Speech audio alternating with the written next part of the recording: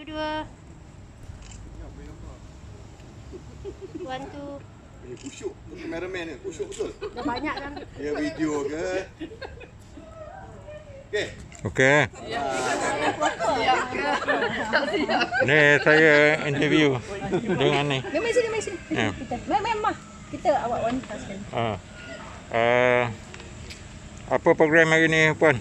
Hari ni kita bersama dengan NGO Kasih Ibu Prihatin, Datuk Haji Idris, memberi sumbangan bersama dengan Tok Lan, Ketua Kampung Tasik Tambahan, memberi sumbangan kepada berapa keluarga ni kita salurkan? Hari ini 10 keluarga kita salurkan sumbangan bantuan daripada pejabat. Ini daripada NGO lah. Oh, daripada NGO yang saya sebut tadi tu. Dan kita telah buat penyerahan lah pada pukul 5.30 tadi kepada 10 keluarga yang terpilih untuk program di bawah NGO Ibu Kasih Prihatin. Dan saya mewakili daripada Pusat Wanita Berdaya bersama ahli jawatankuasa saya pada hari ini untuk bersama menyokong penuh dengan apa yang telah dibuat oleh NGO yang sangat memberi sokongan kepada kampung Tok Lan, iaitu kampung Tasik Tambahan. Jadi program ni sangatlah memberi manfaat kepada penduduk setempat yang mana dengan keadaan COVID sekarang ni sangat memerlukan sumbangan daripada kerajaan ataupun pertubuhan NGO dan corporate ataupun individu. Kita sangat menyokong dan kami daripada wanita Pusat Berdaya pun sangat memberi sokongan penuh dan akan memberi kerjasama dalam apa jua bentuk yang setiap individu yang datang bersama kami untuk menyalurkan bantuan kepada penduduk dan masyarakat di Dun Lembah Jaya.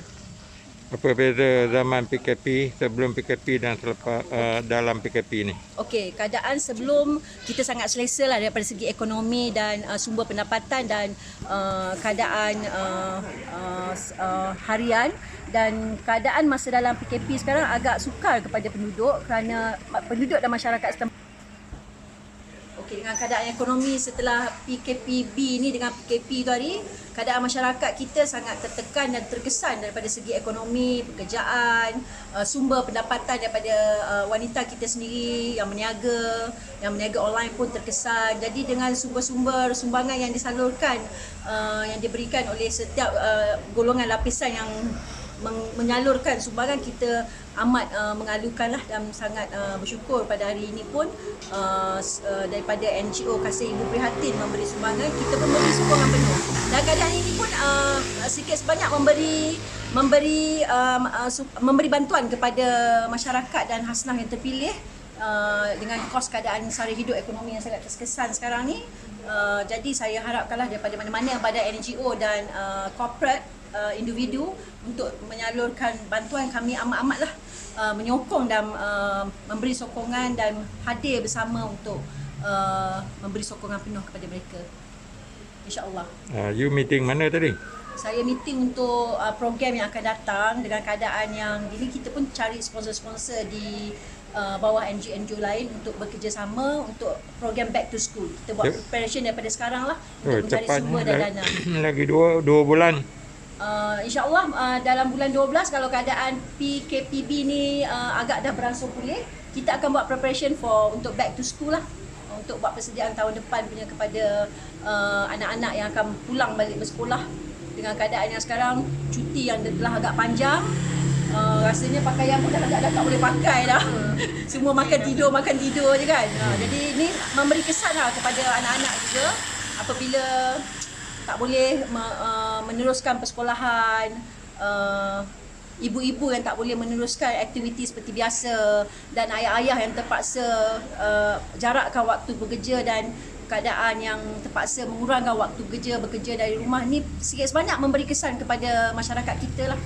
Jadi kita pun memohon kepada kerajaan dan wakil-wakil pemimpin masyarakat setempat sangat mohon memberi lebih lagi saluran sumbangan kepada daripada aspek berbagai bentuk. Sebenarnya saluran bantuan yang boleh dibagi, tak semestinya sumbangan makan saja. Beg, Contoh, pakaian, wang ringgit lah yang diperlukan, kerana wang ringgit ni boleh hari-hari punya sumber kegunaan kita adalah barang basah. Macam satu hari kita masak, nak perlukan ikan, nak perlukan sayur, maknanya duit harian, duit pasar. Contohnya kalau ada macam itu hari tak silap saya di kampung Lembah Jaya ada memberi sumbangan ayam segar kepada masyarakat flat di flat industri dan flat Seri Intan. Satu keluarga dapat 1 ekor ayam dan dia beri 1 beg asas makanan lah kepada mereka yang terpilih. Berapa bilangan tu? Itu hari tak silap saya dapat dalam 50 keluarga. Dengan 50 ekor ayam dapat 1 ekor satu keluarga. Siapa yang membuat? Di bawah tim Selangor dan ketua kampung MKK Lembah Jaya Selatan. Saya harap benda ni akan boleh berterusan ke kampung-kampung lain juga.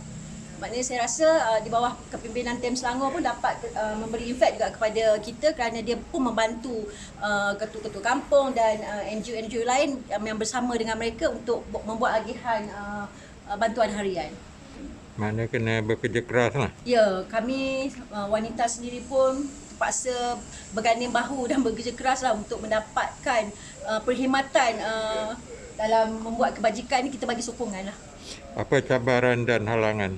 Cabaran dan halangan ni nak berdepan dengan masyarakat yang berbilang bangsa dan kaum, iaitu ialah benda yang kita terima tak seberapa banyak dan agihan tu terpaksa dirutitkan lah. Kalau kata keluarga ni dah dapat, kalau kita dapat lagi kita pergi ke keluarga lain. Jadi mereka ingat benda ni akan sentiasa mendapat. Maknanya kalau kata dapat minggu ni, minggu depan akan dapat. Jadi benda tu kita terpaksa maklumkan kepada keluarga-keluarga yang menerima bantuan ni. Kita rutitkan benda ni, tak semestinya kita orang yang sama je kita bagi. Jadi cabaran-cabaran ni apabila pemberian agihan tu lah juga menjadi masalah kepada kita kerana kita dapat tak seperti mana yang kita harapkan.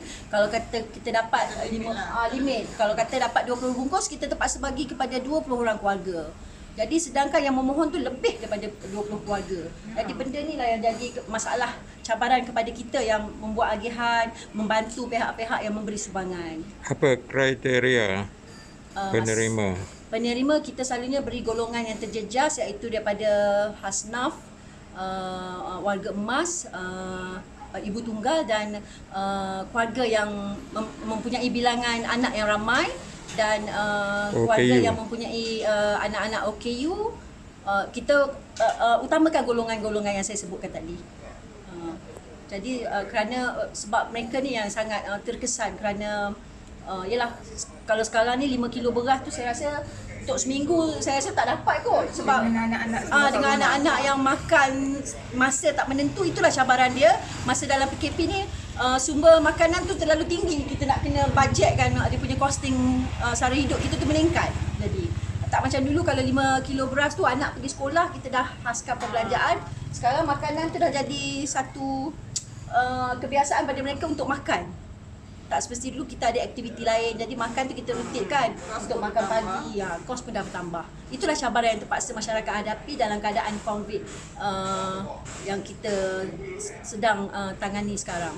Bagaimana dengan kerjasama MPAJ? Okey, di bawah MPAJ dan ahli majlis setakat ni pun sangat kita mengharapkan satu sama lain lah.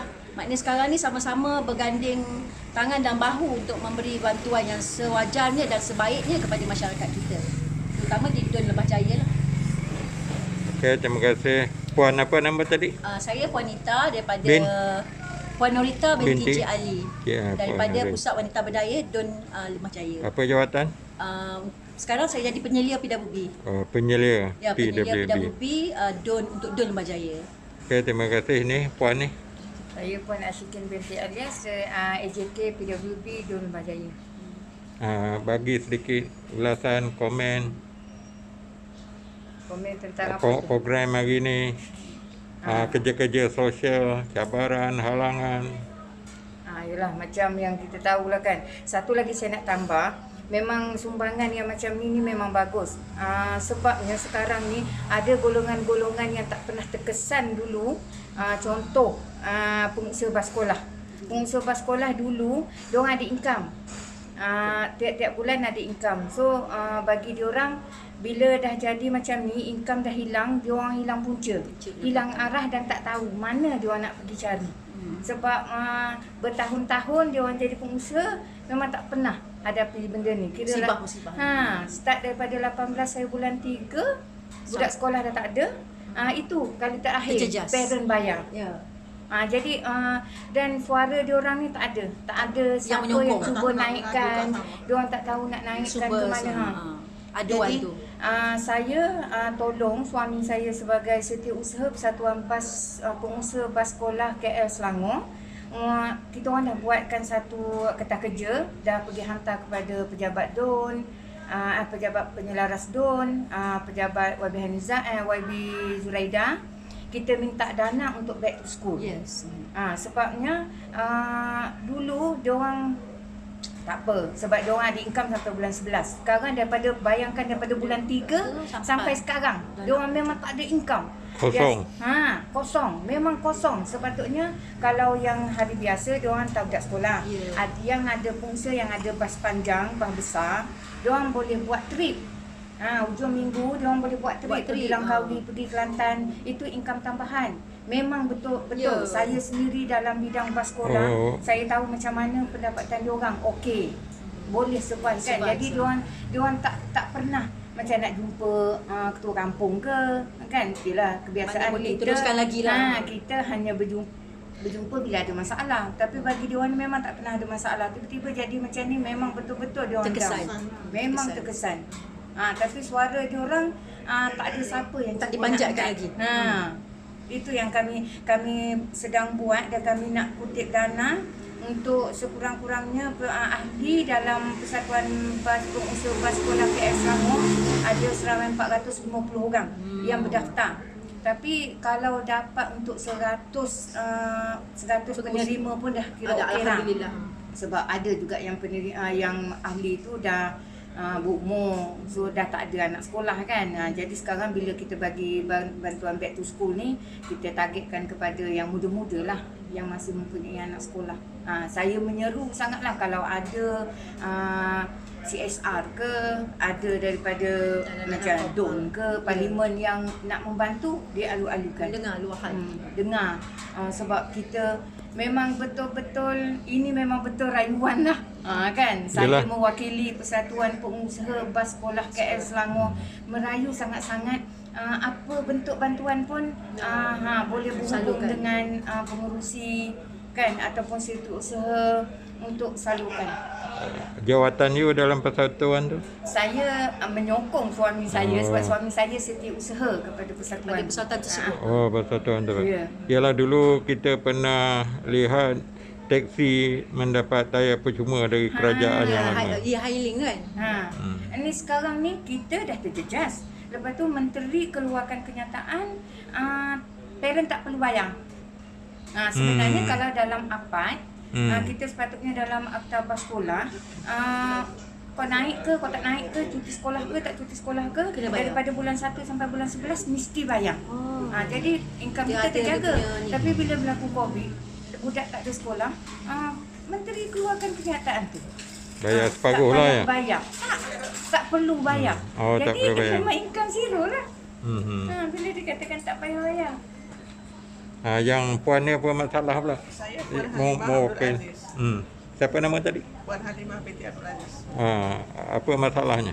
Saya tak ada masalah apa, cuma nak bantu penduduk kampung Tasik ni lah. Yang terjejas dengan COVID ni kan. Tapi rasanya sekarang ni sumbangan daripada pihak NGO dan PKK terhadlah. Kalau boleh saya nak bagi-bagi kalau benda tu biar ramai yang dapat. Tapi sekarang ni kalau sekali dapat tu dalam 10 orang, 20 orang, kita kena hadiahkan lah kan. Saya NJK, MPKK dan saya salah seorang penentu Selangor. Oh ya. Saya bekerjasama dengan Tim Selangor. Dah berapa lama aktif dalam persatuan, dalam NGO? Saya masih baru lagi tu, saya banyak belajar daripada wanita. Banyak belajar lagi lah. Banyak kena belajar lagi. Apa cabaran, halangan dalam NGO? Dalam NGO cabaran dia memang banyak cabaran. Nak jaga hati orang yang kalau kita dapat sumbangan, kita terpaksa nak cakap dengan dia. Disumbangin terhad. Kadang dia orang datang rumah saya. Sebab saya baru lagi join, saya tak tahu kat mana kan. Nak ambil bantuan dia, sumbangan. Beritahu Nita. Sebab saya dah kawan dengan Nita lama kan. Datuk Dan pun saya baru lagi kenal. Jadi last word, kata-kata akhir. Kata-kata akhir, saya mohon sangat pihak NGO ke Selangor ke yang siapa-siapa penderma sudi yang beri sumbangan untuk Tasik ni saya mohon sangat-sangat. Sebab ramai yang kehilangan kerja. Waktu yang sakit pun ramai kat Tasik ni. Sebab kat Tasik ni kira kampung paling lama. Ada yang perlukan pampers. Kita tak tahu kalau kita tak jalan rumah ke rumah kan.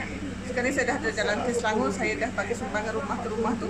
Jadi saya tahu siapa yang sakit, siapa yang tak boleh jalan, siapa yang nak ramai. Okey, terima kasih. Selamat berjuang.